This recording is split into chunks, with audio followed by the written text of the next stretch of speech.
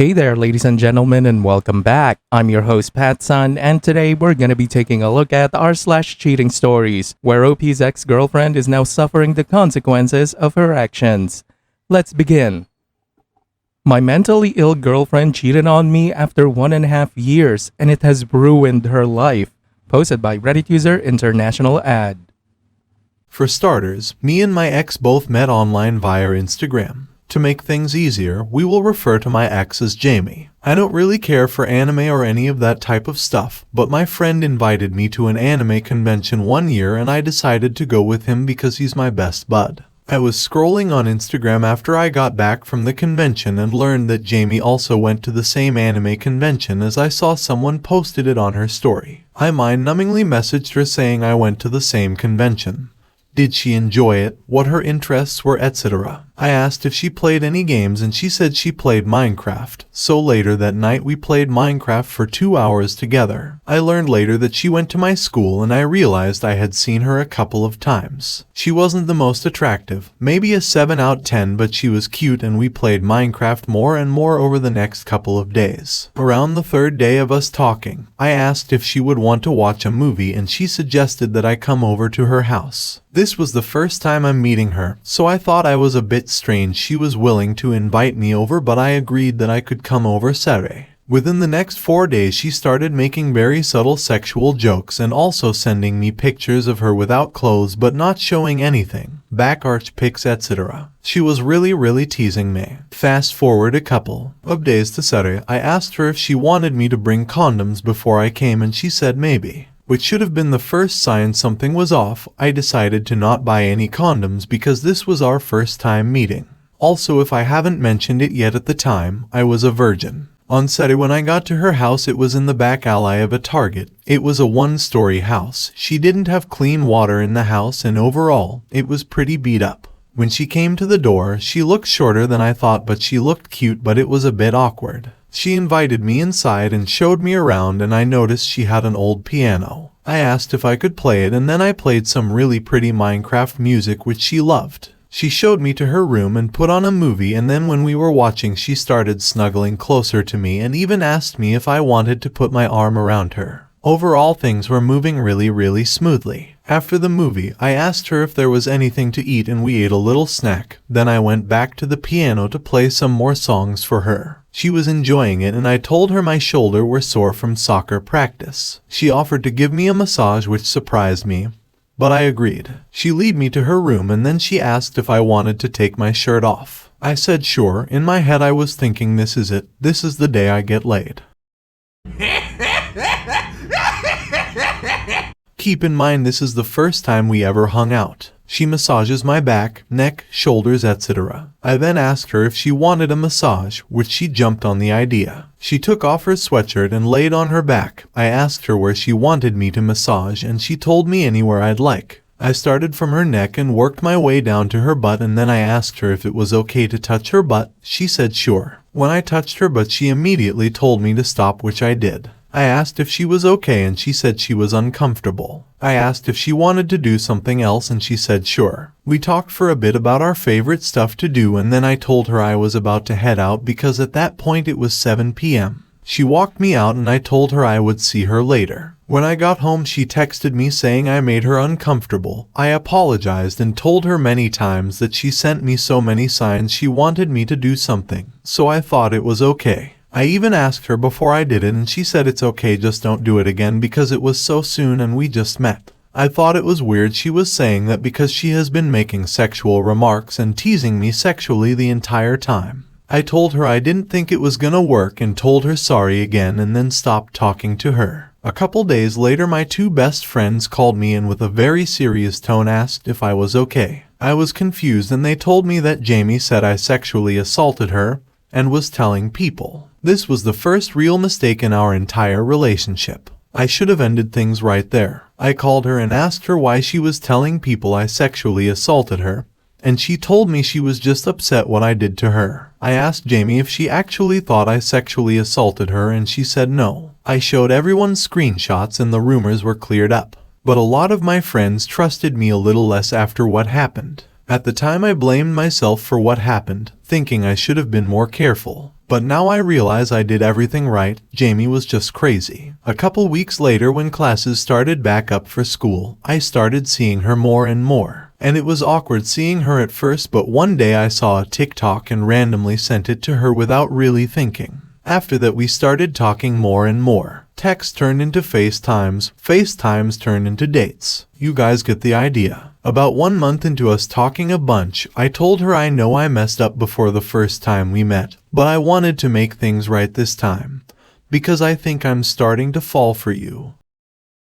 That's stupid! You're stupid! Stop being stupid! She accepted my apology. She agreed and we should take things slow, and she said she thinks she was falling for me too. In the beginning of our relationship, we both didn't have a lot of money. We were both broke students. We split every date night. We made handmade gifts because it was cheaper. We volunteered together. Around a month in our relationship, Jamie and I were on a late night drive back from a date, and she told me she needed to tell me something. This night would have forever changed me. She told me she has had depression for the last 5 years and had been doing self-harm for the past 5 years. She told me also that night that she wasn't a virgin and she was sexually assaulted a year ago in a car by a person she met online. She told me that they met online and he asked to hang out and she said sure, and then they watched a movie in his car and then he sexually assaulted her. At the time I felt so awful for her. This poor girl was going through so much. If I had the information I did, I could have been a little more suspicious. She gave me the offer to leave her because she's a lot to handle, or I could stay with her. I obviously stayed with her. I wanted to make sure this girl got all the love in the world. I wanted to help her get better. By the end of this, you are going to be crying like a little bitch.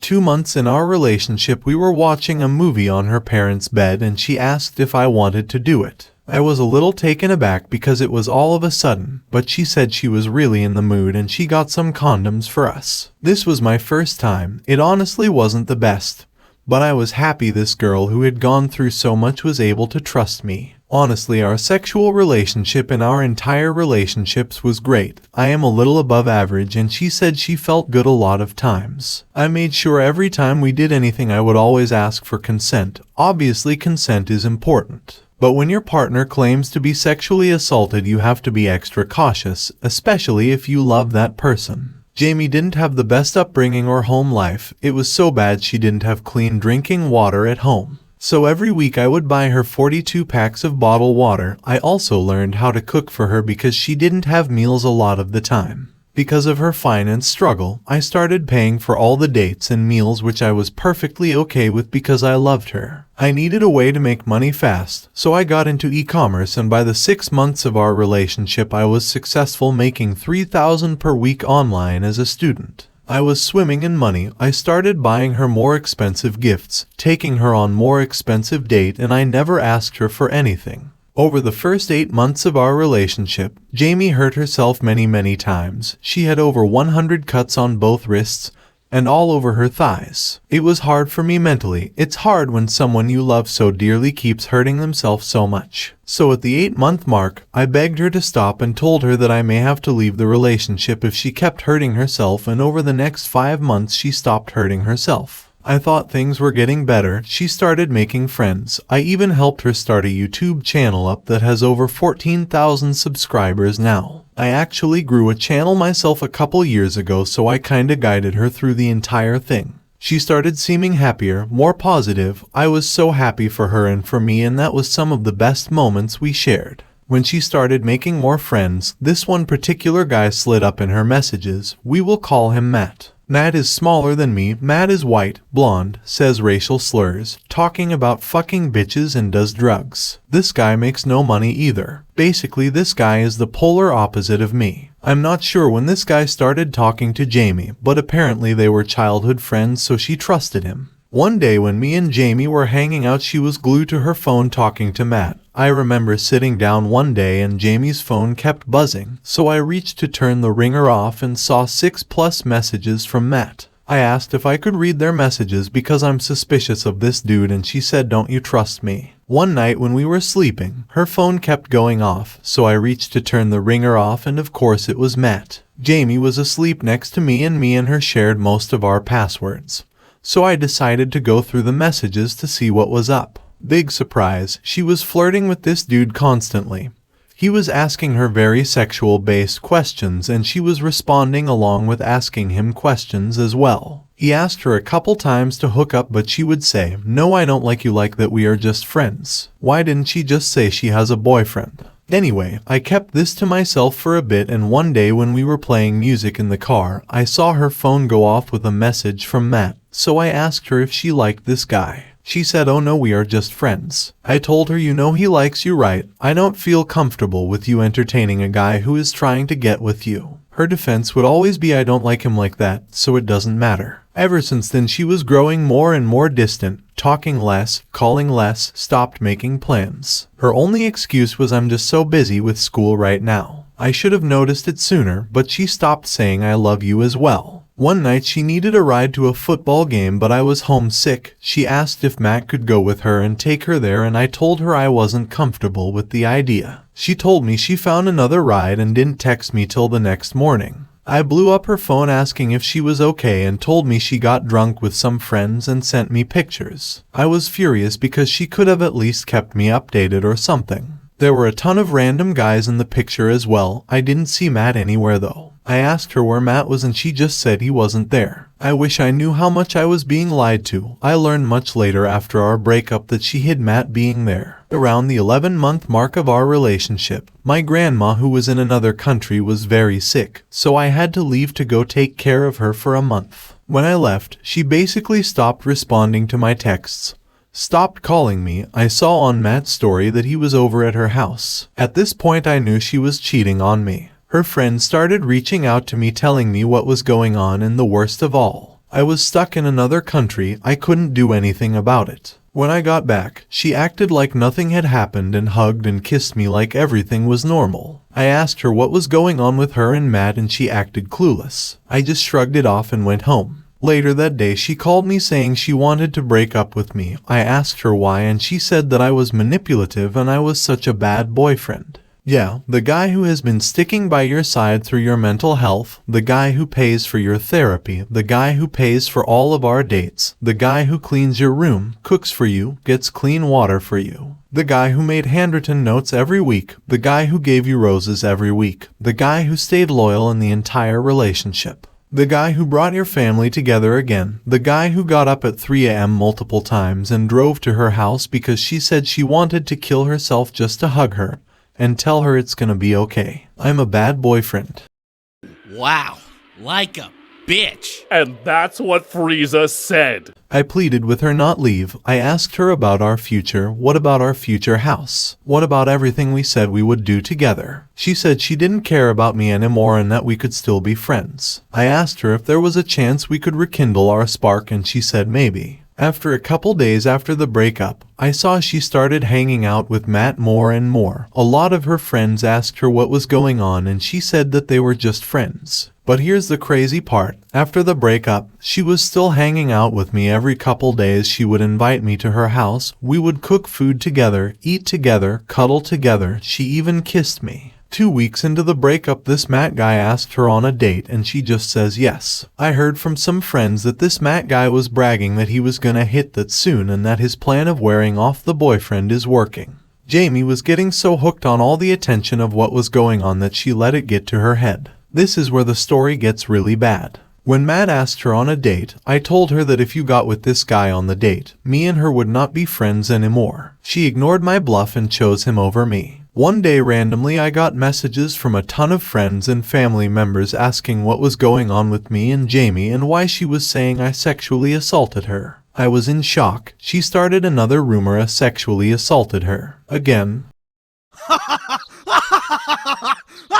I called her and asked her what she was going on and she said that since I didn't want to be friends with her, she told everyone I sexually assaulted her. This girl was crazy. I contacted the police, showed them all the messages, cleared things up with school friends and family. But after this it just kept getting worse. A lot of her friends reached out to me supporting me, telling me what she was doing was wrong, and also, they informed me that the last 2 months of our relationship she snuck out multiple times to get drunk with Matt. There was no evidence that Matt and her did anything sexual, but at this point she was hiding their relationship behind my back because she had so much fun getting drunk with him. I mean, what else do you do when you get drunk with a guy at 3 a.m.? After the truth came out that she had been cheating on me for 2 months, her life slowly began to fall apart. All of her friends other than 2 left her, all her teachers lost respect for her, she lost a lot of scholarship opportunities for the sexual assault allegations. Her family were very disappointed in her and apologized to me many times. The mat guy she had been talking to asked her to hook up, and when she realized I was right the entire time about him, she stopped talking to him, and now she claims that all men are evil and she likes girls now. I also forgot to mention she tried getting the police involved by showing them cropped out of context screenshots, and also tried posting on her social media claiming that I cheated on her. Her last message to me was, "I don't care how many girls you ask out, I don't really care what happens to you, just leave me alone. You ruined my life." To this day, she still hasn't admitted to cheating. Unfortunately, I haven't seen her wear short sleeves in a while, which means she probably started self-harm again.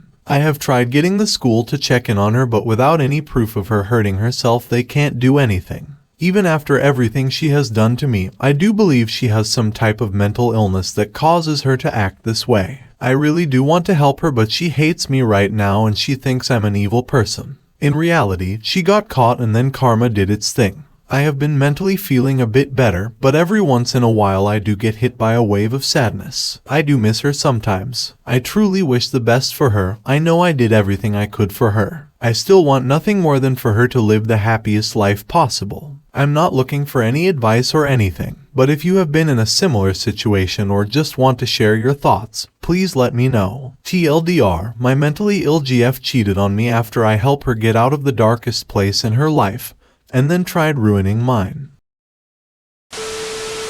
Based on your post, OP, I can tell you're a nice guy, but unfortunately for you, nice guys with no self-respect always get fucked. You're lucky that you didn't get arrested and got some jail time. I had hope that you will learn some sort of lesson after going through all of that. That is, until you started wishing her the best life. You are a fool. You deserved all of that for being so damn clueless. She tried ruining yours, dumbass. Twice. The only advice I could give you, young man, is to grow a damn spine and start using your brain. Viewer support is the best way for me to remain independent and continue bringing you these daily videos, which will always be here on my channels for you to watch absolutely free. So please consider subscribing to me on Rumble and on YouTube. Both will be linked in the description box down below. Thanks for listening, everyone. If you even somewhat enjoyed today's story, make sure to give this video a thumbs up, and if you really like it, consider subscribing to PattSun to never miss a future upload. Stay strong.